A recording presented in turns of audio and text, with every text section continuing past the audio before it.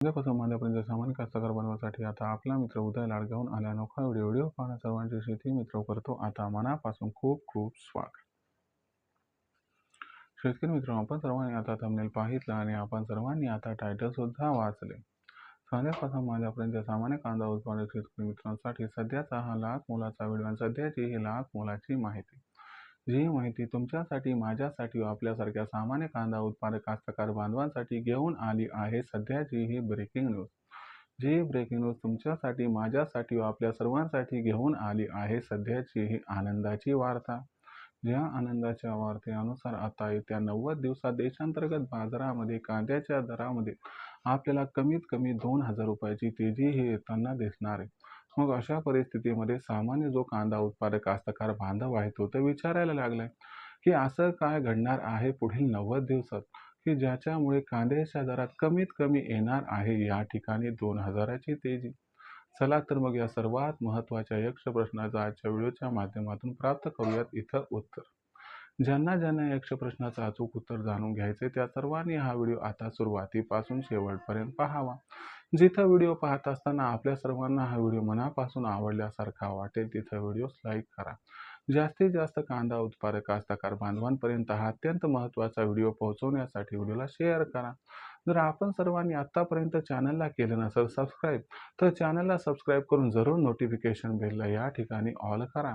याच्यामुळे येणारा प्रत्येक व्हिडिओ हा आपल्या सर्वांना या ठिकाणी मिळत राहतो आता सतत. तर मित्रांनो, आपल्या सर्वांसाठी सध्याची ही सर्वात महत्त्वाची ब्रेकिंग न्यूज. जी ब्रेकिंग न्यूज घेऊन आली आहे आपल्या सर्वांसाठी ही सध्याची आनंदाची वार्ता. ज्या आनंदाच्या वार्त्यानुसार पुढील 90 दिवसात आता देशांतर्गत बाजारामध्ये जो कांद्याचा भाव आहे त्याच्यामध्ये आपल्या सर्वांना कमीत कमी 2,000 रुपयांची तेजी येताना दिसणार आहे. पण अशा परिस्थितीमध्ये सामान्य कांदा उत्पादक कास्तकार बांधव हा विचारायला लागलाय की पुढील 90 दिवसात असं काय घडणार आहे बरं की ज्याच्यामुळे कांद्याच्या बाजारभावात येणार आहे कमीत कमी 2,000 रुपयांची तेजी. ही 2,000 रुपयांची तेजी जर पुढील 90 दिवसात आली तर या तेजीमध्ये मग कांद्याचा बाजारभाव हा कुठून कुठपर्यंत पोहोचू शकतो. ही तेजी आल्यानंतर काय आपण कांद्याची विक्री ही करायला पाहिजे अथवा आणखीन तेजी येण्याची वाट बघायला पाहिजे. चला सगळं आता तुम्हाला सविस्तर या ठिकाणी समजावून सांगतो. तुमच्या मनात जेवढे किंतु परंतु आहेत त्या सर्वांचं तुम्हाला या ठिकाणी सोल्युशन उत्तर रूपानं देतो. आता हे डायरेक्ट ढोबळ मानानं सांगणं चुकीचं ठरेल म्हणून आपण या ठिकाणी काय करूयात की महत्त्वाची 3 कारणं बघूयात की ज्या 3 कारणामुळे पुढील 90 दिवसात कांद्याचा बाजारभाव हा होणार आहे या ठिकाणी जबरदस्त तेजीसह वाढीत त्या ठिकाणी परावर्तित. आणि मग कांद्याच्या बाजारभावातील हे रेकॉर्ड तोड तेजी आहे त्यामागची 3 कारणं कोणती व अशी कोणती ती 3 कारणं की ज्यामुळे कांद्याच्या दरात कमीत कमी 2,000 रुपये तेजी येणारी समजून घेऊया. तर यापैकी पहिलं कारण लक्षात घ्या मित्रांनो. यामधलं जे पहिलं कारण आहे ते पहिलं कारण म्हणजे कांद्याचं उत्पादन. आता उत्पादनाचा विचार केला तर सगळ्यात महत्त्वाची गोष्ट इथं आपल्याला लक्षात घ्यायला पाहिजे की कांद्याचं उत्पादन म्हटलं की कांद्याचं उत्पादन खरीपचं बघावं लागेल, रब्बीचं बघावं लागेल, उन्हाळी किती होते सगळं बघावं लागेल. तर सुरुवातीला बघा मित्रांनो, 2000 आपण जर विचार केला 25-26चा तर 2025-26 मध्ये कांद्याचं उत्पादन देशात किती झालं होतं तर 2025-2026 मध्ये कांद्याचं जे उत्पादन झालं होतं ते तब्बल 307 लाख टन झालं होतं. ही सरकारी आकडेवारी ही काय आपण त्या ठिकाणी तयार केलेली नाही. तर या आकडेवारीनुसार मागच्या वर्षीपेक्षा हे असणारं उत्पादन जे होतं वार्षिक लेवलवरती या ठिकाणी 11% घटलेलं होतं.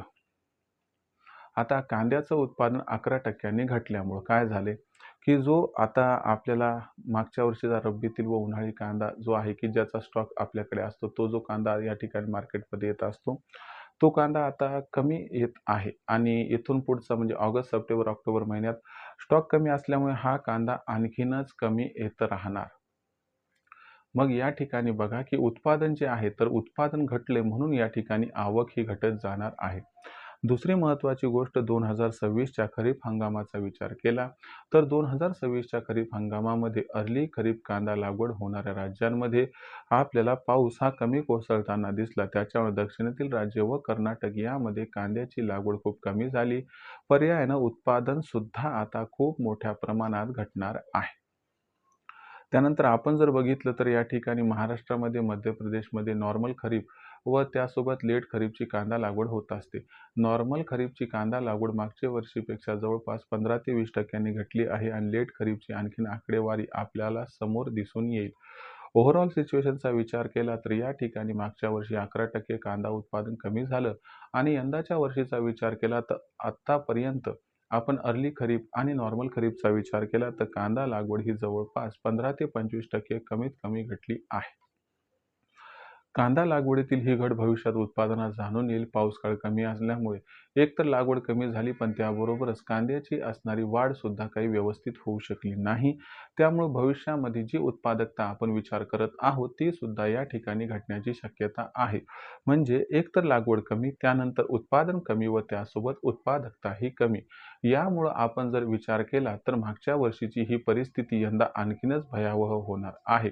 त्यामुळे उत्पादनातील ही घट कांद्याच्या बाजारभावाला रेकॉर्ड तेजीकडे जाण्यासाठी प्रोत्साहित करणार आहे.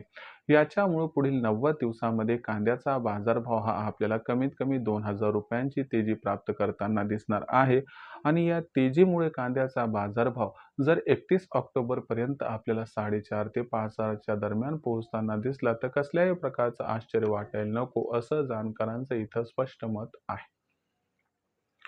आता हे झालं पहिलं कारण. आता बघूयात दुसरं कारण. दुसरं कारण आहे कांद्याची मागणी. बघा मित्रांनो, प्रथम हे समजून घ्या की कांद्याची मागणी कुठून कुठून असते.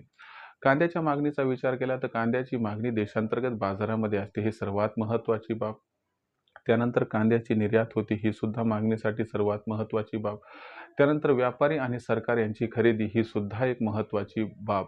म्हणजे ओव्हरऑल सिच्युएशनचा विचार केला तर या असणाऱ्या 3 ते 4 ठोकताळ्यावरती कांद्याच्या मागणीचं गणित आपण मांडू शकतो. भारताची दर महिन्याची एकंदर गरज ही 20 लाख टनांच्या आसपास आहे. मग अशा परिस्थितीमध्ये विचार केला तर ही जी असणारी गरज आहे, ती मागच्या वर्षीपेक्षा 5% सध्या सुधारली.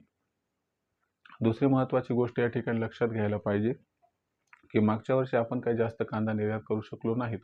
पण यंदाच्या वर्षी आपण जर विचार केला तर पूर्व आशियाई देशांना आपल्याकडून कांदा निर्यात ही बऱ्यापैकी होत आहे. जरी आपण आखाती देशांना जास्त प्रमाणात कांदा हा निर्यात करू शकलो नाही किंवा बांगलादेशला, तरी देखील मागच्या वर्षीपेक्षा यंदाच्या वर्षी आपली कांदा निर्यात ही ठीकठाक आहे आणि ती ठीकठाक राहणार. त्यामुळं आपल्याला निर्यातीमुळं कांद्याची मागणी ही सुधारताना वधारताना दिसणार. त्यानंतर देशांतर्गत बाजारामधील कांदा वापर आपण जर बघितला तर मागच्या वर्षीपेक्षा तो यंदाच्या वर्षी 5% सुधारला. याचा सुद्धा आपल्याला सकारात्मक जो ट्रेंड आहे बदलाचा, तो पण तिथं दिसून येईल. त्यानंतर सरकारची नाफेड आणि NSSFद्वारा होणारी खरेदी आणखीन सुद्धा सुरू आहे. आता त्याला मुदतवाढ कधी आणि किती मिळते हे बघावं लागेल. पण सरकारच्या खरेदीचा सुद्धा सकारात्मक परिणाम या ठिकाणी कांद्याच्या दरावरती आपल्याला दिसून येत आहे आणि भविष्यात येणार आहे. त्याबरोबरच भविष्यामध्ये आपल्याला खरीप कांदा आवक व्हायला पण लेट असल्यामुळे व्यापाऱ्यांना ही गोष्ट सर्वश्रुत आहे. म्हणून व्यापारी काय करत आहेत की मोठ्या प्रमाणात या ठिकाणी A1 क्वालिटीच्या कांद्याची खरेदी करत आहेत. मग याच्यामुळं काय आहे की आपोआपच आपल्याला कांद्याची मागणीही वाढताना दिसत आहे. अशा परिस्थितीमध्ये आपण सर्वांनी जर ओव्हरऑल विचार केला तर कांद्याची मागणी ही चौतर्फा आपल्याला वाढताना दिसत आहे आणि ही मागणी भविष्यात सुद्धा कंटिन्यूअस राहील याबद्दल साशंकता नाही. यामुळे आपण जर विचार केला तर मागणीचा हा ओघ कांद्याच्या दराला तेजी प्रदान करणार आहे.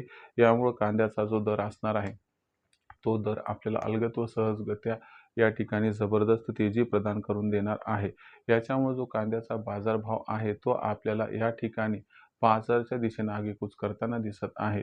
या पार्श्वभूमीवर जर आपण विचार केला तर मागणीतली हे असणारी सघनता व कंटिन्युअसपणा 31 ऑक्टोबरपर्यंत कांद्याच्या बाजारभावाला कमीत कमी 2,000ची तेजी प्रदान करणार आहे.